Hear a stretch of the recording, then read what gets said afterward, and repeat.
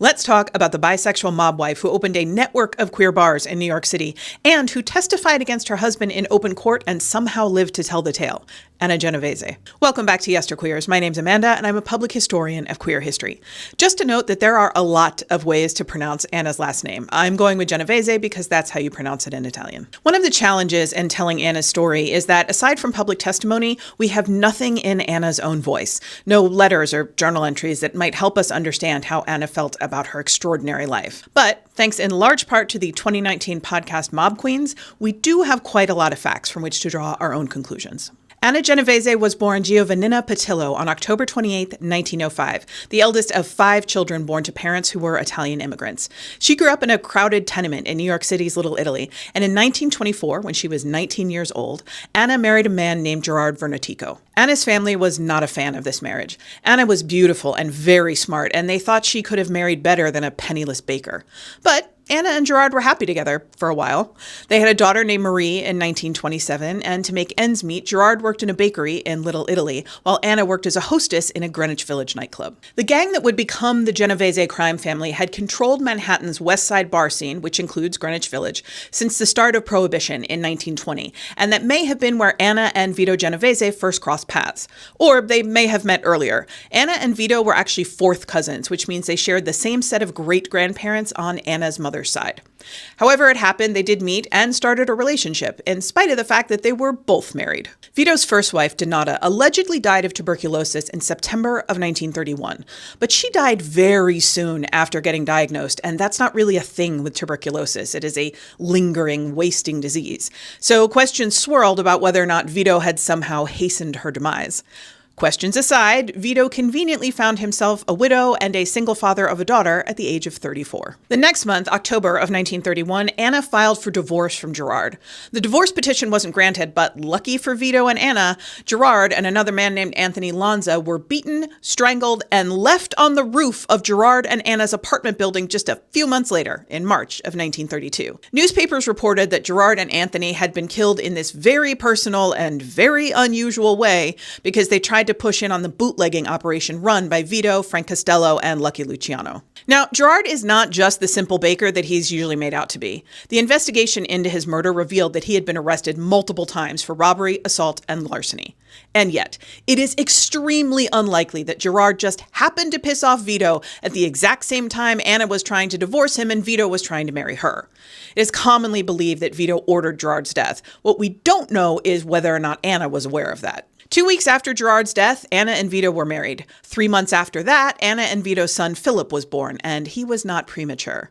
Math whizzes will have already figured out that Anna would have realized she was pregnant right around the time that Donata died, and she filed for divorce from Gerard. In the span of just 2 weeks, Anna went from a baker's wife and mother of 1 living in a tiny apartment next to an elevated train to a widow, a mafia newlywed, mother of 2, soon to be 3, who was living in a luxurious Fifth Avenue apartment.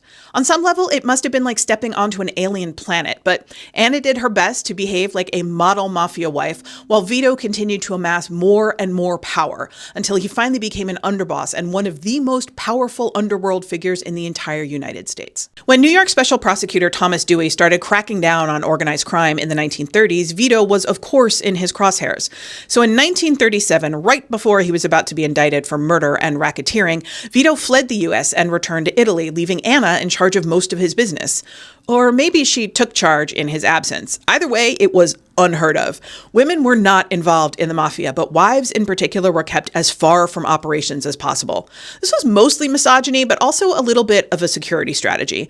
Wives who didn't know anything couldn't be kidnapped by other families or flipped by the government, and they wouldn't ever be in danger of being separated from their children. And yet, while Vito was in Italy bankrolling Mussolini, selling illicit substances to Mussolini's son, and stealing from the U.S. Army, the responsibility for keeping revenue flowing into the family and cash flowing to Vito fell to Anna. She began by taking over responsibility for the Italian lottery, as well as taking over operations at Club Caravan at 578 West Broadway, a club that the family already owned that she steered into becoming a popular gay cabaret. The mafia operated all of the gay clubs in Manhattan because there was no way to open one legally. Not only was it illegal for people of the same gender to dance together in public and illegal to cross-dress, it was also illegal to serve alcohol to gay people. Until 1967. So drawing a queer audience was good business, but it was also a good way for Anna to surround herself with her own community, because Anna, to quote her granddaughter, liked the ladies. In 1941, Anna, her two brothers, and a man named Stephen France, who was one of Vito's lieutenants, opened the 181 Club at 181 2nd Avenue. Known as the homosexual Copacabana, the 181 was a lavish club where all of the performers were female impersonators and illusionists, not drag queens, and all of the waiters and bartenders were drag kings and butch women in tuxedos. The entire club was designed so that straight audience members who came to dabble in the forbidden would second-guess the genders of the people performing and the people who were taking their drink orders. It was incredibly transgressive, especially for the time, and very profitable. By 1950, they were raking in what would equate to $6 million a year in today's money. It wasn't all work for Anna, though. She also fell in love at the 181 with a woman on her staff named Jackie, who used the drag name Duke. We don't know a ton about this relationship, other than that it was quite serious and that they were in each other's lives for the next 30 plus years. But Anna was still married. In interviews for Mob Queens, Anna's descendants describe Vito and Anna's relationship as equal parts love and hate, passionate, volatile, and toxic. And that dynamic only increased once he returned from Italy, especially after the two men who were supposed to testify in the trial for which Vito had been extradited turned up dead, and Vito became a free man. As you might imagine, Anna was not particularly interested in returning to the role of meek and submissive housewife, and Vito was furious that the man he had tasked with watching Anna while he was in Italy, Stephen France, had let Anna get involved not just in the family business, but in the gay clubs. The fact that Vito discovered Anna covered in hickeys, presumably from Jackie, the day that he returned to New York, probably didn't help. Anna gave as good as she got when it came to verbal altercations, but she was no match for Vito's violence. He broke her nose, blacked her eyes, knocked out some teeth, even lit her hair on fire with his cigar once. Vito vowed that he would never end her life, but he would make it so miserable that she wanted to end it herself. So Anna left Vito and filed for divorce in 1950. She was granted $200 a week, about $2,700 in today's dollars, in maintenance while their divorce wound its way through the courts, and Vito paid for a while. But by December, he was crying poor to the courts while also saying that Anna was always welcome to come home and be well taken care of. Anna refused, and in a remarkable coincidence, later that month, the 181 Club was surveilled by undercover police and shut down for 9 separate violations, including the presence of homosexuals, lesbians, and other undesirables, obscene and indecent performances, and the sale of alcohol after hours. Now, there is no evidence that Vito was involved in getting the 181 Club shut down, but it is strange that one of the Genovese's most popular nightclubs would be shut down shortly after Anna refused to go crawling back to Vito. A couple of years go by, Anna drops her divorce suit, so she and Vito were still married, but living separately.